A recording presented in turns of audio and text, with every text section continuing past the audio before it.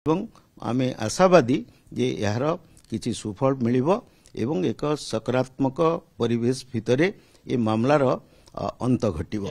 ओडिशा सरकारक तरफरु इति मध्यरे अनेक गुड़िए आपोष समाधान पई अग्रगति बा पदक्षेप निया जाउची बोली आमे ट्रिब्यूनल को अवगत करथिलु।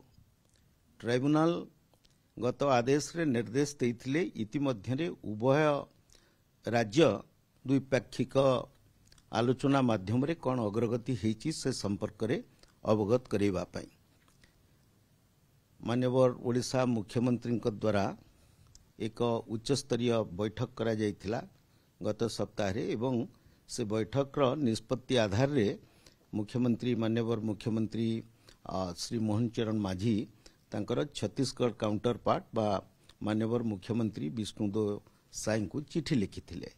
से चिठीर उत्तर मध्य आमे गतकाली पाइथिलु। गत हाई लेवल मीटिंग रो प्रोसीडिंग ओडिशा माननीय मुख्यमंत्री चिठी एवं तार उत्तर छत्तीसगढ़ मुख्यमंत्री द्वारा ये समस्त तथ्य आज आमे ट्रिब्यूनल को अवगति पई पेश करथिलु। आज माननीय ट्रिब्यूनल रो चेयरमैन जस्टिस बेला त्रिवेदी ओडिशा सरकार एवं छत्तीसगढ़ सरकार ये जो आग्रह आपको प्रशंसा करथिले एवं स्पेशली ओडिशा सरकार तरफरु ये आपोष मिलामिशा पई जो आंतरिकता एवं उद्यम देखा जाइछि ताकू मध्य भूयसी प्रशंसा करथिले।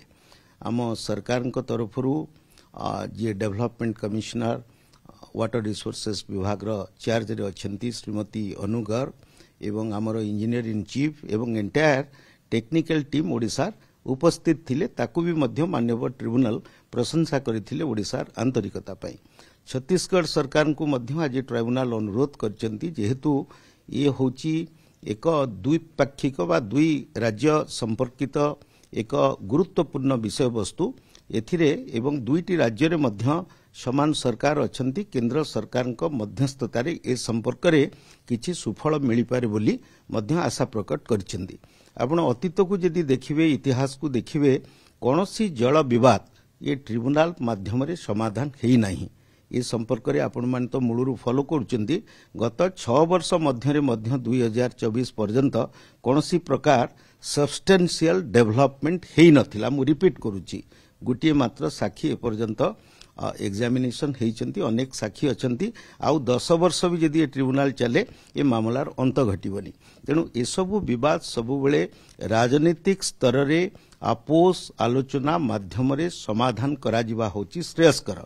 मु जानिनी से माने गत हियरिंग 6 वर्ष काल रे कौन कौन तथ्य को आधारित करी ये मकदमा लढुथिले किंतु आज जहाँ भी हो ये जो डेवलपमेंट इति मध्य हेइची आमर राजनीतिक नेतृत्व ऑफिसर मानकर सहभागिता एवं सहयोग ये सबु गोटे पॉजिटिव डायरेक्शन रे वर्तमान कथा जाउ। हाँ वर्तमान हमको ट्रिब्यूनल सेप्टेम्बर 6 तारीख पर्यंत समय देइचंती। इति मध्य रे केंद्र सरकार माननीय गृहमंत्री मध्य एतिरे हस्तक्षेप कर सारिचंती। आमे जलशक्ति विभाग रो माननीय मंत्री सहित मध्य इस संपर्क रे जोगाजोग करा जाइछि। उभय राज्यर मुख्यमंत्री मध्य ये संपर्क रे आग्रह प्रकाश करछंती एवं आमे आशावादी जे यार किछि सुफल मिलिबो एवं एक सकारात्मक परिवेश भितरे ए मामलार अंत घटिबो।